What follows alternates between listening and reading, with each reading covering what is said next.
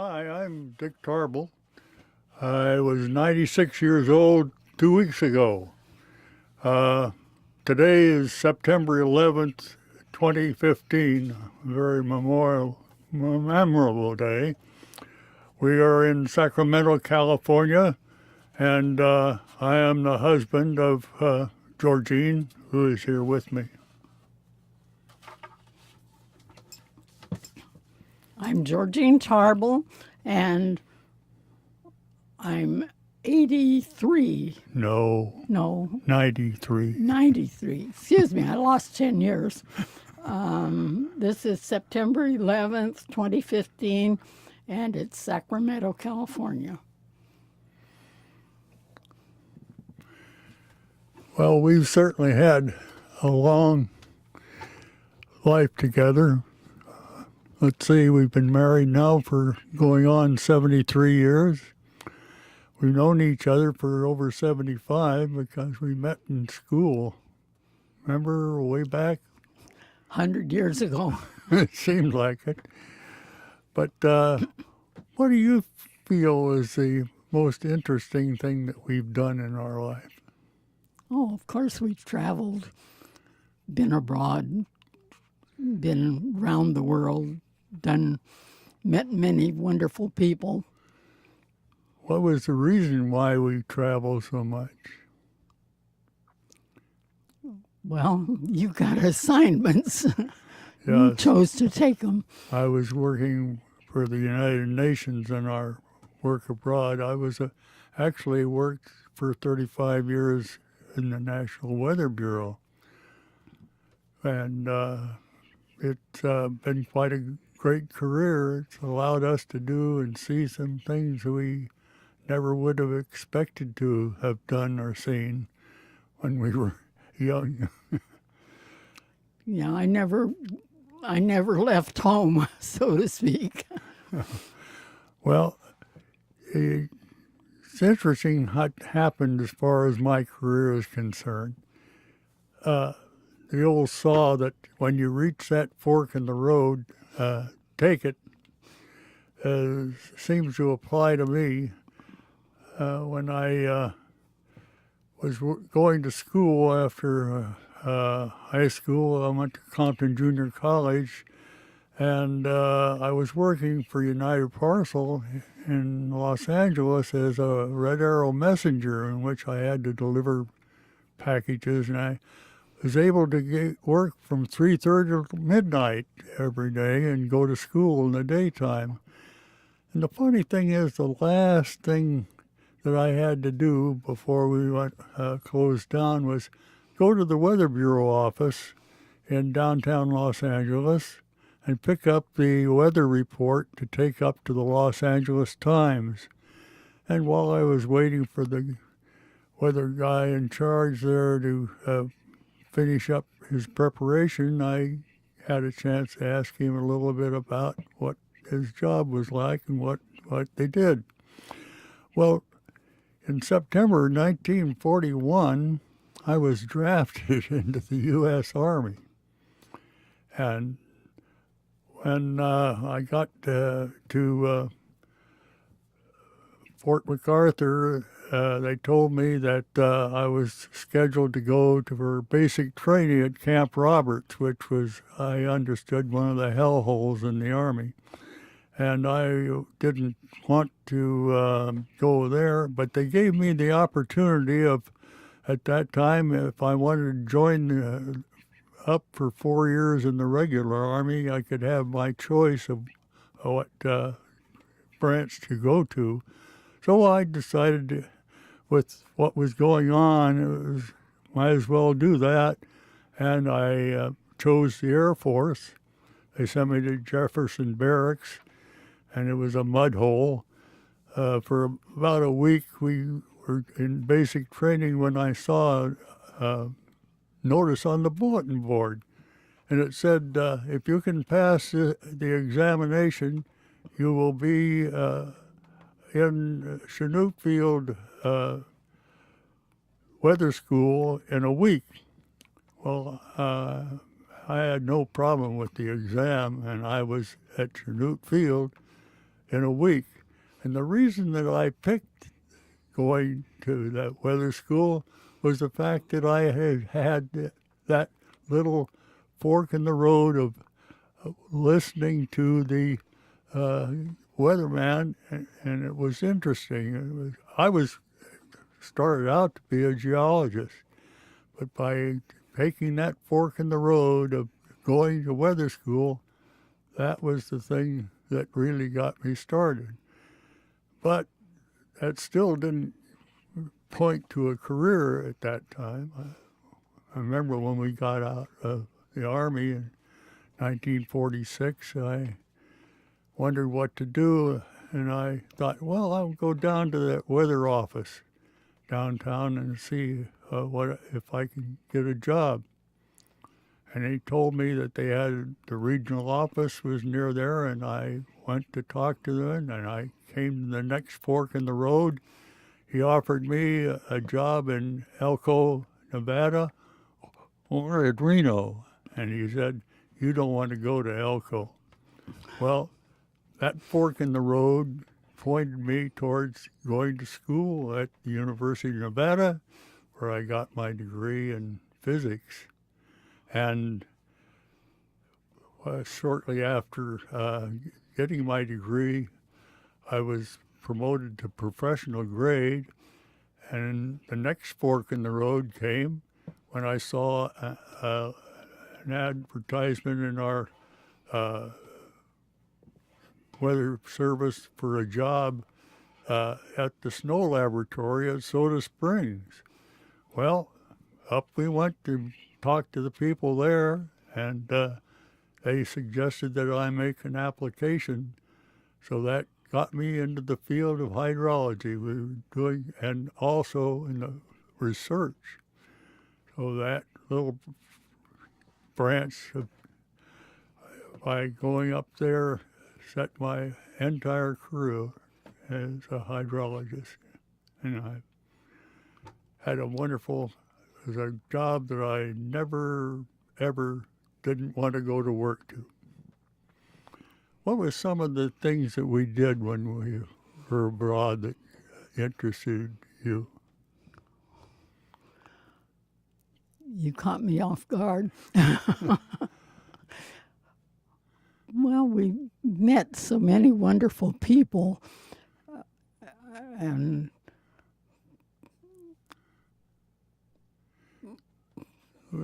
What happened to us in Bangladesh that was different than most people experience? Remember our gardener? We had rented this home from a British couple that were home on leave, and we had 4 servants of theirs. unaccustomed as we were. Yeah, to having servants. Poor J-Bar. Yeah. He tried to climb over the fence, and he fell and broke his leg. Oh. And we ended up taking him to the hospital on a gurney, I guess. No, I know. It was just a piece of wood that was in a construction next door. We put it in the back of my automobile. We took it down to the hospital, and they picked him up off of this and put him on a gurney and took him into the hospital. Oh, they refused to serve him. Yeah, they wouldn't take him because he was poor. That was sad. And so we had to put him back on this wood pallet and drive over to the place where they took care of the indigent people. And when they went to take him off of our vehicle and put him on a gurney there, the young chap that was pulling him didn't seem to care much about what happened to his patient. He ran him across the way into the building and around a corner and slammed him against the wall. And of course, poor Jabed was in bad shape. But Jabed decided that he had no reason for living, and within a week he willed himself to die. But the most interesting part of happened was after that. We somebody asked us what we're going to do with the body. Well, I asked our head man in the home if Jabed had a family, and he said he has a wife, and so we paid his way down to bring his wife back so that she could see that, take care of the body. But another thing that happened in the neighborhood that was really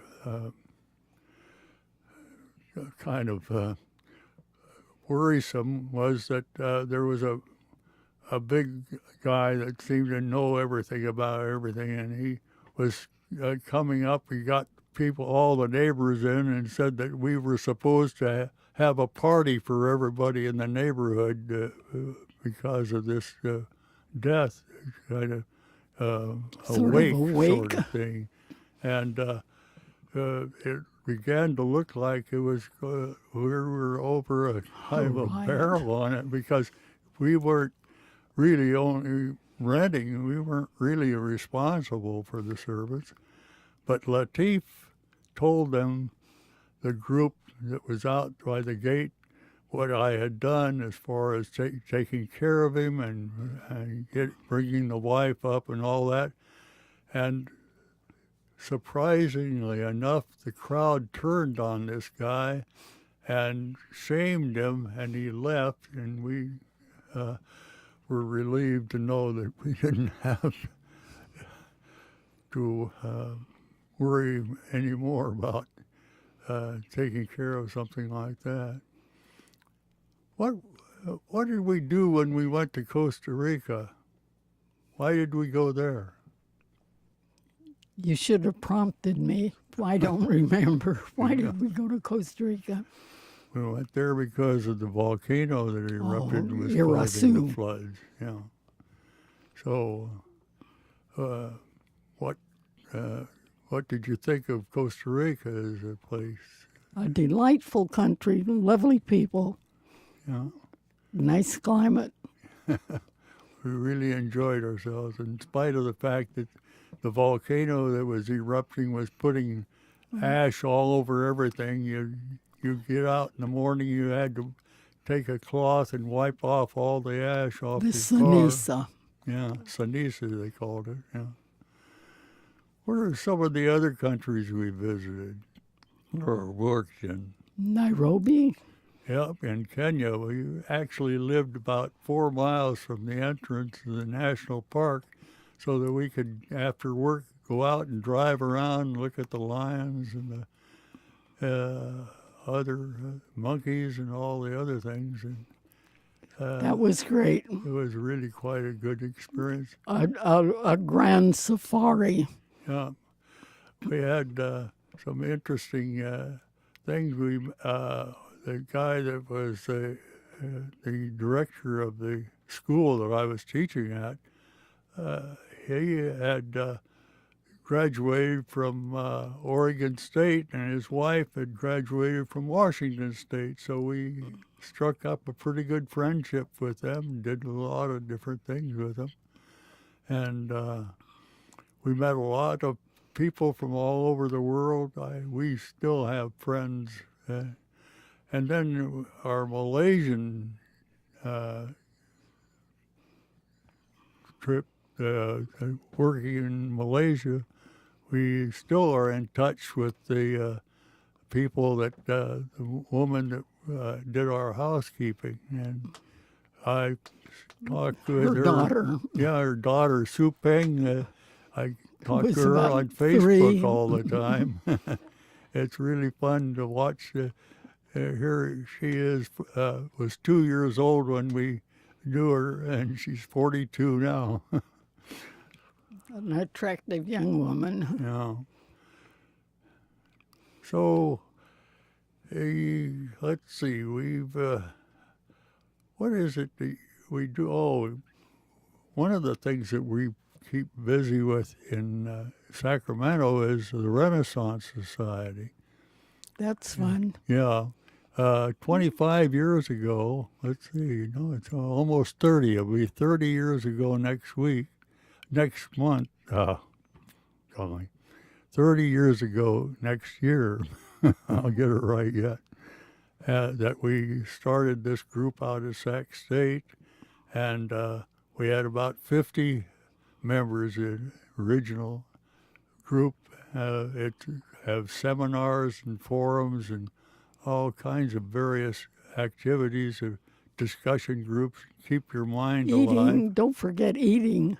Oh yeah, we belong to Travel Through Food, where we people talk about their foreign experiences in eating, and then we try to find an ethnic restaurant and go out to eat there. The Renaissance Society has been something that's really helped keep us alive. We've been out on the campus every Friday for the last 29 years, and I can say we've made some marvelous friendships that way too.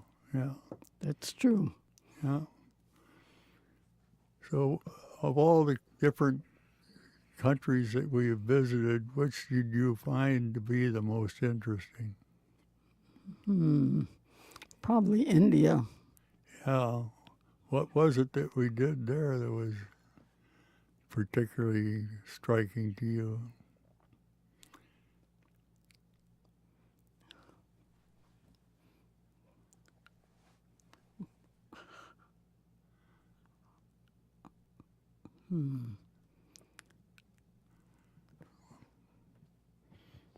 Remember the time that we were sitting in a taxi cab and we were surrounded by uh, a group of women who with their palms out for Bakshish. bakshish, and we gave them some, and within 2 minutes there were about 100 people around the cab, and it made the cab driver quite angry, which I don't blame him. He says, that little bit you gave them that will do them not much good, but you could have this whole crowd on top of us because we didn't give everybody something. We took off, if I recall. We learned the hard way about that, for sure. So, Do you want to talk a little bit about how you met or what you remember? that's me. Yeah, tell how did we meet? We were at junior college in Compton, Yeah, and with a speech contest, I think. yeah. It was a Shakespeare contest. We were trying out for the Shakespeare Festival. Oh, yes. You This were in a- lanthorn doth the horned moon present.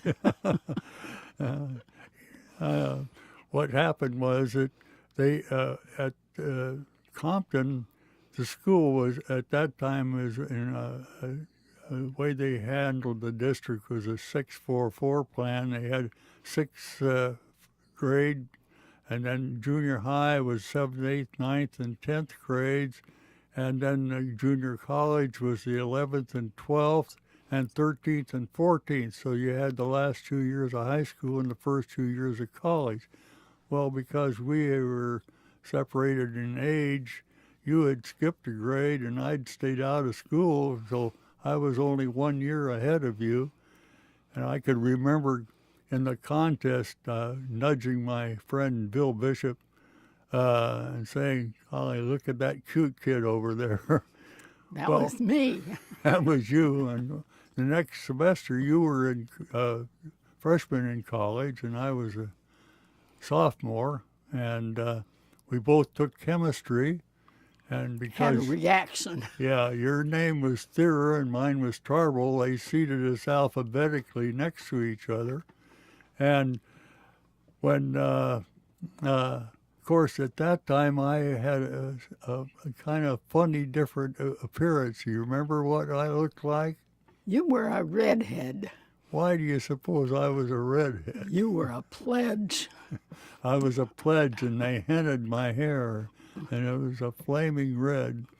But we sat next to each other, and I guess you could say we had a chemical reaction. at that time when we first met, you were only 16 years old. Too young to know better.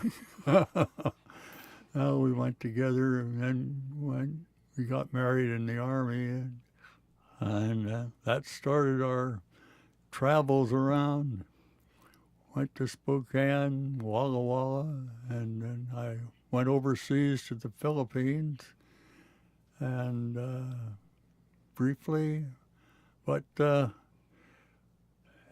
I think our biggest fork in the road was when we took that United Nations assignment down to Costa Rica to try to help them with their flooding with the radar that I was involved with at the time.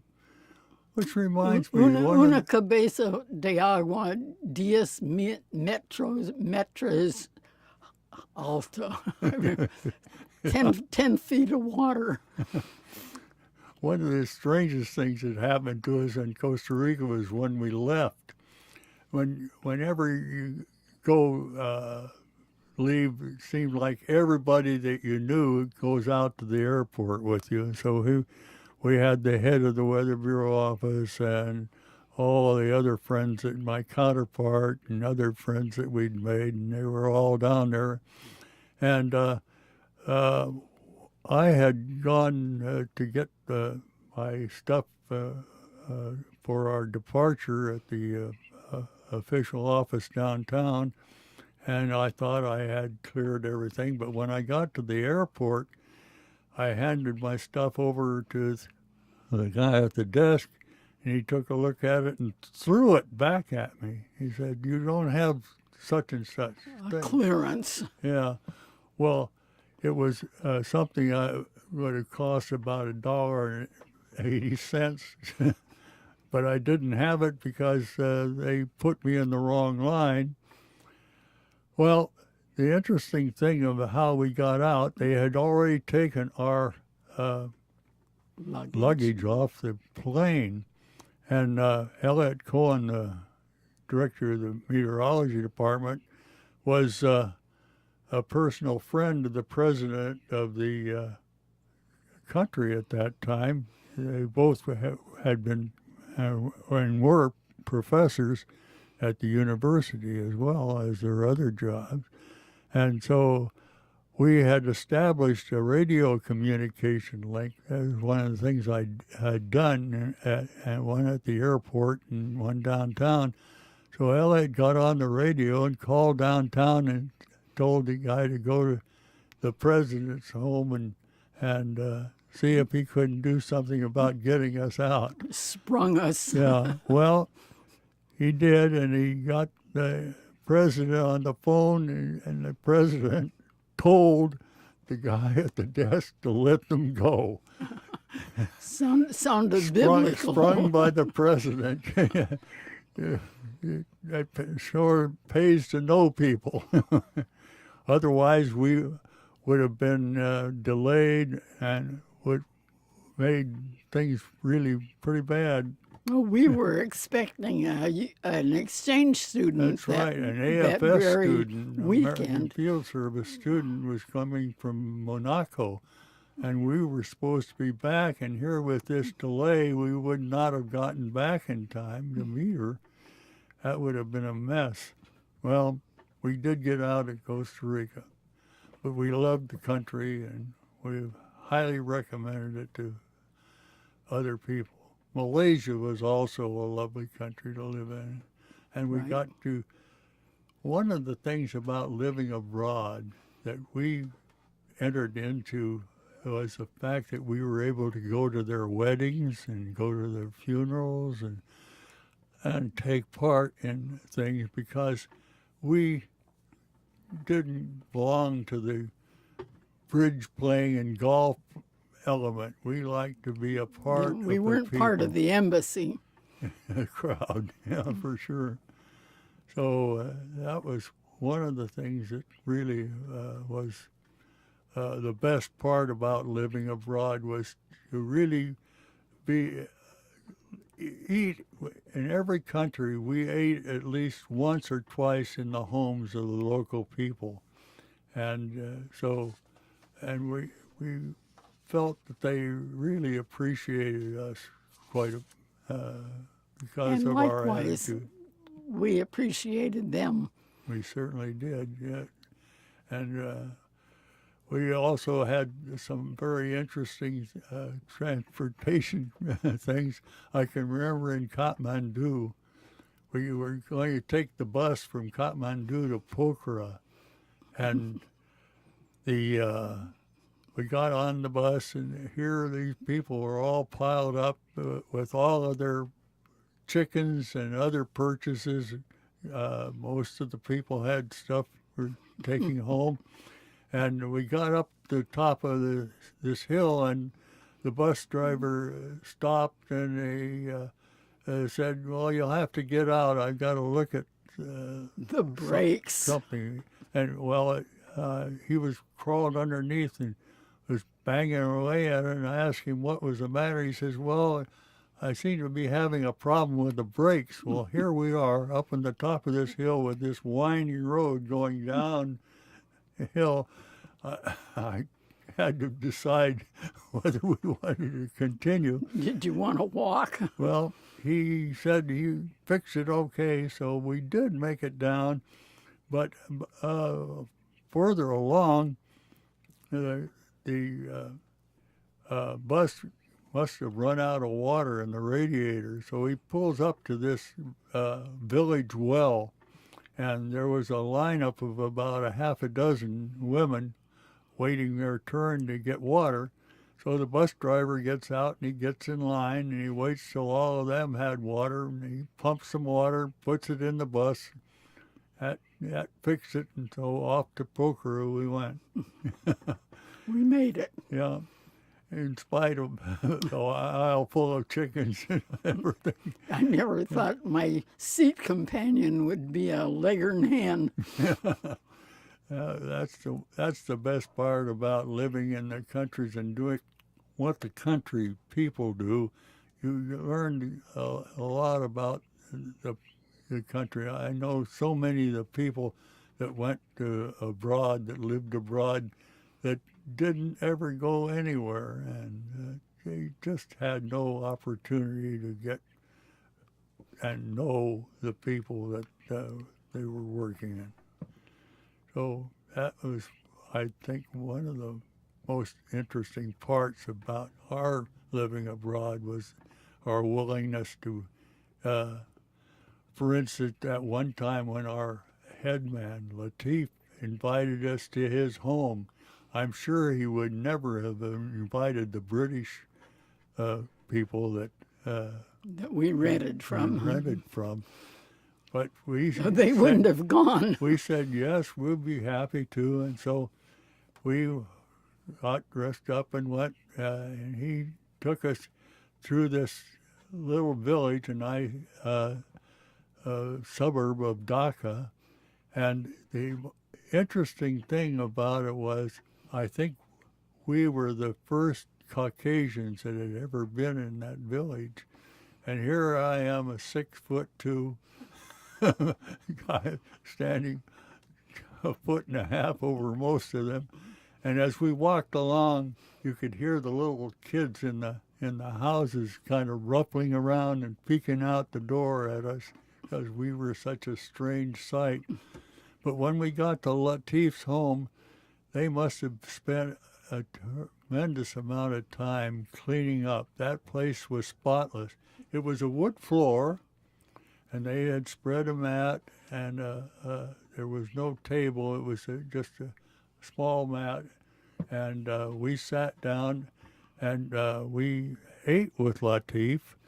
But in that tradition, the women do not eat with the men, except they made an exception for you, and it was an excellent meal, and we knew that we would have no problem with dysentery eating there because Latif knew He worked in a he European worked in a kitchen. European home. He knew how to take care of things, so we didn't feel like we were exposing ourselves to No, any the way we problem. felt exposed was all of the little people coming by, peering in the door. Yeah, for sure. Well, We were spectacles. That was kind of a fun thing. You have about 10 minutes left in the recording. Okay. Well, let's see. I ought to let people know a little bit about you, Georgene. You are Tag along, Tulu. you are one of the craftiest persons in Sacramento. You have done some really wonderful quilts and various things. You not only that, you've taught both of our daughters how to sew, and one of them made a career of sewing. Our oldest was in the Renaissance Fair, was the costume and head of the costume department. She worked for Barbara Matera, the costumer for Broadway shows in New York, and for several operas, and so all because you taught her right how to sew correctly. Even though she was reluctant. Yeah. Well, it paid off for her. Right. Yeah. And our other daughter that is now living in Antioch ended up as an archaeologist and did very wonderful work down in Venezuela. Spent 42 years there as a college professor in Venezuela. Is retired now and is working as a translator. So we've had a good family. We've got three granddaughters and one great-granddaughter and one great-grandson. But the interesting thing I had 4 sisters. I had 2 daughters, and I had 3 granddaughters, and 1 great-granddaughter before Luca came along and broke the Trend. the first We even had a male female dog. in the sequence. And they're living in Melbourne, Australia now, so our family is all over the world. They had grown up in Venezuela, and I have one granddaughter that just finished up with 2 years of the Peace Corps in Cameroon, and went back to Bard, got her master's degree, and is now seeking work as environmental justice work. So good luck to her. So I guess in order to wrap it up, just say that we've had a really wonderful life together. That's true. Yep, and we never would have guessed that I personally won the prize in my 50th anniversary for having visited the most countries in the world. I've been in 55 different countries. You haven't been in as many because I've had some different assignments, but one year the 2 of us went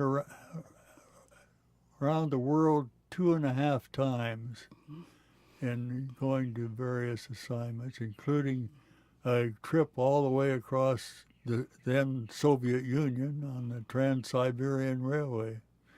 So we've seen a good deal. We took a tour of South America and visited almost every country there. And so